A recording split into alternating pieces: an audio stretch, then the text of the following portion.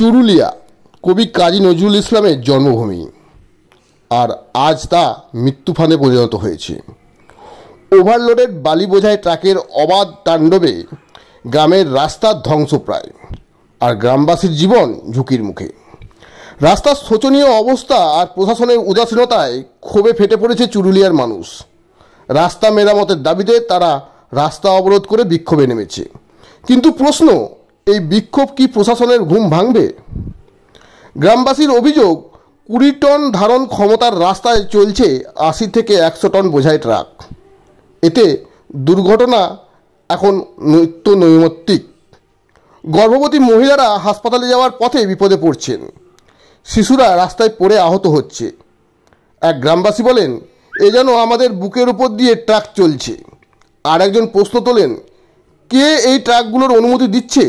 Police কেন নীরব? বিক্ষোভের মুখে প্রশাসন 1 সপ্তাহের মধ্যে রাস্তা মেরামতের আশ্বাস দিলেও গ্রামবাসীর ভরসা নেই। তারা বলছেন, এমন আশ্বাস আগেও শুনেছি, এবার কথা না রাখলে বড় আন্দোলনে নামবে। চুরুলিয়ার রাস্তা শুধু পথ নয়, গ্রামের জীবনরেখা।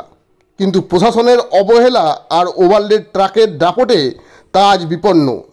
নজরুলের জন্মভূমির এই দুরবস্থা কি শুধু উপেক্ষার ফল, নাকি পেছনে রয়েছে বড় কোনো স্বার্থ? গ্রামবাসীর ক্ষোভ কি প্রশাসনকে জাগাবে, নাকি এটাও হবে আরেকটি অধরা স্বপ্ন? সময়ই বলবে।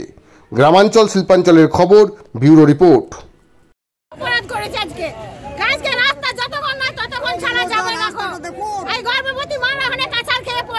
শিশুরা ইনজেকশন নিতে গেছে, ওখানে কাছাড় খেয়ে পড়ছে। একটু চোখে দেখে না, সরকার দেখে না, টিএমসি নেতারা দেখে না, তারা কি পার হয় না? জনগণ কি পার হয় না? জনগণ খেপেছে বলে আজকে রোডে নেমেছি। আর জনগণ খেপেছে বলে রোডে নেমেছি। আর গর্ভবতী মারা পড়েছে বলে আজকে রোড অবরোধ করতে নেমেছি আমরা। কেন হবে? আমাদের বুকের মাঝ থেকে বালি চলে এসেছে, কিন্তু রোড তাকাই না গো। কেন তাকাই না? কি জন্য, কি স্বার্থে তাকাই না? তারা কি ইজাজত করে না? তারা কি আসা যাওয়া করে না? এই জন্য আজকে আমরা অবরোধ করেছি। আর যতক্ষণ না রোডের ফয়সালা হয় ততক্ষণ রোড ছাড়া যাবে না। আপনার নামটা? রোড বন্ধ থাকবে। আমার নাম পাপিয়া কাজী। আমরা সমস্ত চুরুলিয়া অঞ্চলের মানুষ মিলে আমাদের হচ্ছে এইখানে যে আমাদের মেন রাস্তা যেটা মেন রাস্তা, সেটা আমাদের হচ্ছে এত খারাপ রাস্তা যে প্রতিদিন 1-2 করে অ্যাক্সিডেন্ট হয়, এবং কি অ্যাক্সিডেন্টের পরও হচ্ছে দেখা যায় পুলিশ প্রশাসনের কোনো ভূমিকা থাকে না।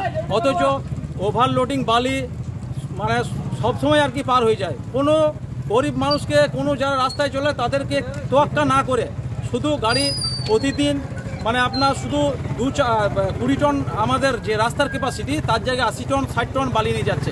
অথচ আমি অবৈধ সেটা বলছি না, আমি বলছি পারমিশন কিসের, কে পারমিশন দিয়েছে এবং কোথা থেকে পারমিশন হয়েছে সেটা পুলিশ আজও পর্যন্ত আমাদেরকে দেখাতে পারেনি।